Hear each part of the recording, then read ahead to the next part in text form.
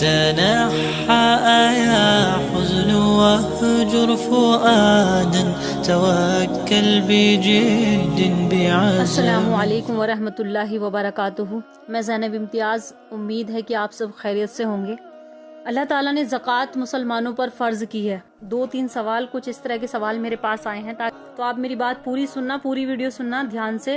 अच्छा, बाज़ ख़वातीन कहती हैं कि हमारे पास ज़कात कैसे दें कि हमारे पास तो इतना माल ही नहीं, जबकि उनके पास सोना भी होता है, उनके पास चांदी भी होती है।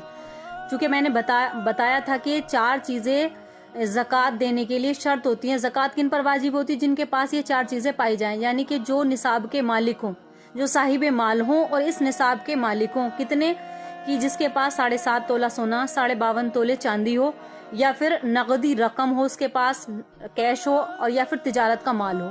अगर इन दोनों में से कुछ नहीं है, यानी कि तिजारत भी कुछ नहीं है और उनके पास कैश अमाउंट भी कुछ नहीं है, तो उसके बाद अब सोने चांदी को देखा जाएगा। तो एक सवाल मेरे पास आया है कि 3 तोला सोना है मेरे पास और 5 तोले चांदी है, तो उस पर ज़कात कितनी बनेगी? देखो, 1 तोला 10 ग्राम के कुछ होता है। 1 तोला जो है इंडिया में जो रेट है सोने का, वो आज के अकॉर्डिंग 65,600 कुछ रुपए हैं। तो वो घटते बढ़ते रहते हैं रेट, हर महीने चेंज हो जाते हैं रेट।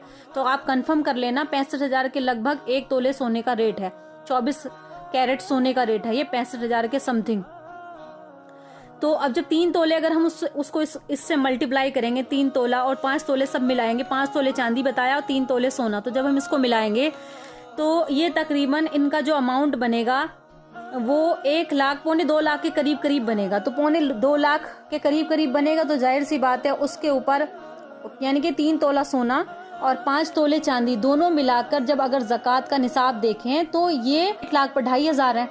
तो ये 2.25 लाख रुपए इनके बन रहे हैं, जिसमें तकरीबन 4,000 5,000 से कुछ कम रुपए इनके ज़कात के निकलेंगे।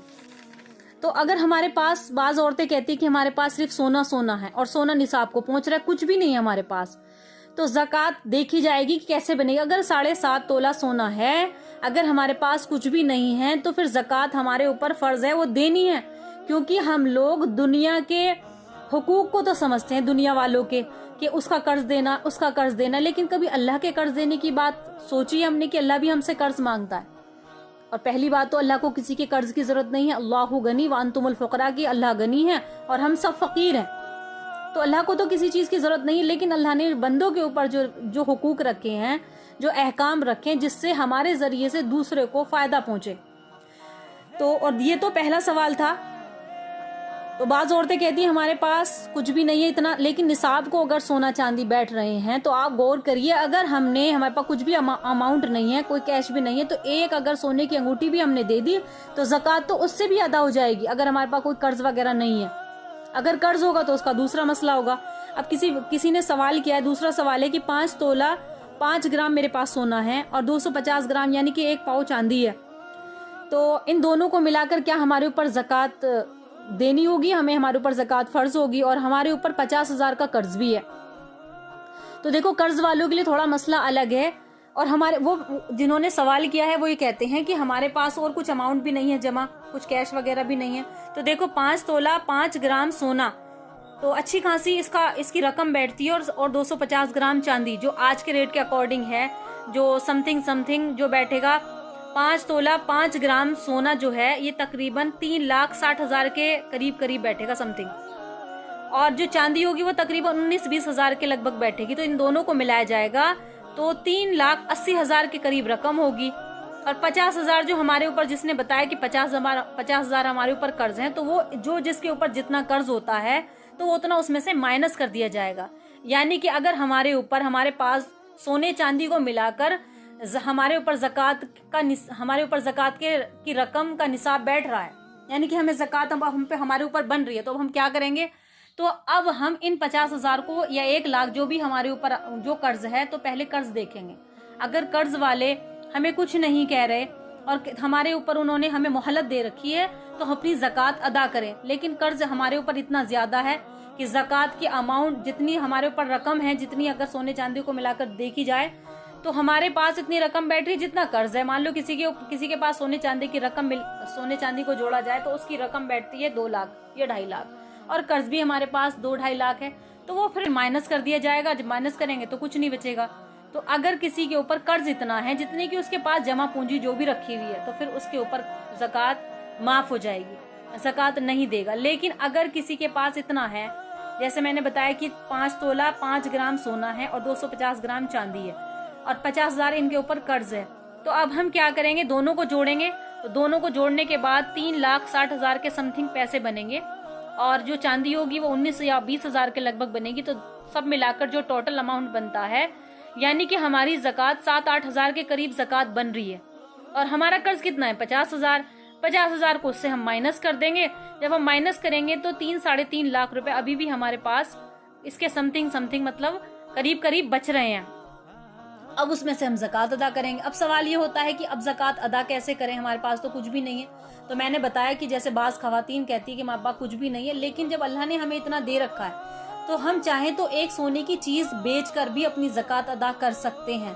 क्योंकि हम लोग सबके हुकूक अदा करना चाहते हैं, लेकिन कभी गौर नहीं किया कि अल्लाह भी हमसे कुछ चाह रहा है। तो क्यों ना अल्लाह के हुकूक सबसे पहले अदा किए जाए। अल्लाह के अहकाम को हल्के में मत लिया करो। जो अल्लाह ने हुक्म दिया है ज़कात का, अकीमुस्सलात वातुज़ ज़कात, 33 मरतबा या 32 मरतबा कुरान मजीद में नमाज का हुक्म आया है और जिसके साथ साथ ज़कात का हुक्म आया। इतनी मोस्ट इम्पोर्टेंट बात है ये, तीन है इस्लाम के अंदर, तीसरा रुकन है ये ज़कात का।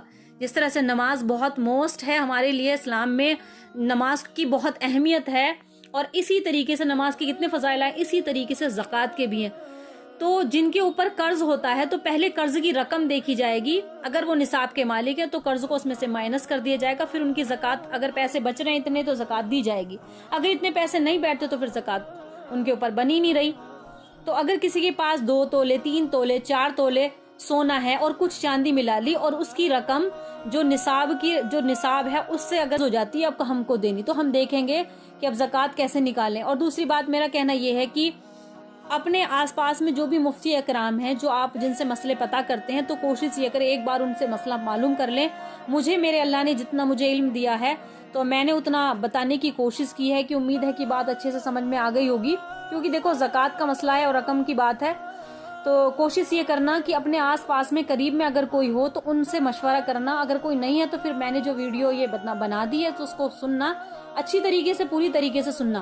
और एक दूसरा सवाल ये है कि अगर मान लो किसी ने कर्ज दे रखा है, किसी को अपना पैसा किसी को उधार दे रखा है, अब उस उधार जो उसने दे रखा है किसी मालिक ने किसी बंदे को, तो अब उस पे भी क्या ज़कात बनेगी। तो देखो अगर वहां से रकम मिलने की उम्मीद है, जाहिर सी बात है उधार दिया जाता है कि उसको वापस मिलेगा, तो अगर रकम मिलने की उम्मीद है तो उस पर उस बंदे का फर्ज है कि वो ज़कात उसकी अदा करे।